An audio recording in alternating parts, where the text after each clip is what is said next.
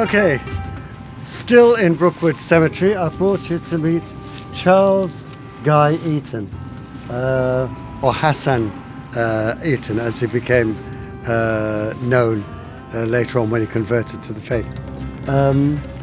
Guy was born in 1921 and he passed away in 2010, after a good long life. He, when he was a little boy, his parents were actually quite elderly, and he was brought up without contact with other kids until he actually went to Charterhouse, the famous public school. And he had a kind of a wisdom beyond his years, and he actually turned into a kind of agony aunt for all of the other boys who were homesick and so on. And it just seemed to be a theme that ran through his life. He then went on to study at Cambridge, but he had a shortened degree because the Second World War was coming, and he had studied the First World War, and he knew if a war comes off, he assumed it would be the same thing as the First World War, and he would probably meet a very early death. But he was commissioned as a second lieutenant in an infantry regiment, but he wasn't your ordinary Sandhurst officer. I read his book, and he recounts how he was in Scotland on some sort of training, and he was there in his uniform, but he'd been reading about Hinduism, and he was meditating on a cliff. And anyway, he wasn't seen as officer material, and the reason was he was over friendly with troops. He saw them not as the men, and I'm an officer. He was a true Muslim. People are on the same level, and he didn't look down on people. And this is not the way the British Army wanted their officers to be.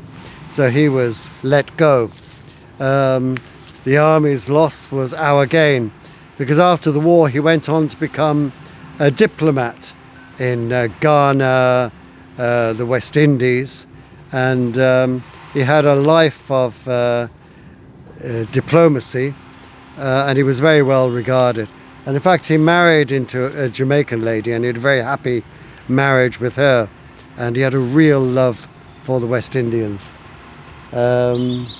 He retired in the 1970s and became an advisor to the London Central Mosque in Regent's Park, and he wrote a lot of books and so forth, and that's how I came into to get to know him. And at one point I'd read several of his books, and I was a bit starstruck, to be honest. A bit embarrassing to say, but I sought him out because I knew he was there, and I asked in the mosque, would it be possible to speak to Mr. Eaton? And somebody, yes, so he's in that room over there. So I knocked on the door. I was a little bit nervous, and he came out, and I introduced myself, and he said, "Oh, look, I'm terribly sorry. I can't talk to you at the moment. I'm actually in a meeting, but I will speak to you a little bit later, if I have the time." And just with the way that he looked at me, I knew he was a special type of man. And later on, where everybody went out for the communal prayers, and I watched him, and when he was making his supplication to God, it was as if God was sitting right in front of me. It was quite extraordinary. And he really touched people. He took a convert under his wing called Christine Becker, I think it was. She was a TV personality with MTV, and he became her spiritual guide, if you like. And I read her book and I read his book, and it was just amazing, the spiritual connection between the two. And in fact, when he was very elderly and he knew that he was dying, he just called her to see him. And he said, "Look, Christine, I've called you here, and really I've called you to say goodbye." He knew that he was dying. He knew that was the case. But he wasn't morose or sad. We all owe God one death, and he knew it, and he went to his Maker, happy. But one of the things that gets me about all of these converts here is they are very, very English. And on his tombstone here, we have a saying, "All shall be well, and all manner of things shall be well."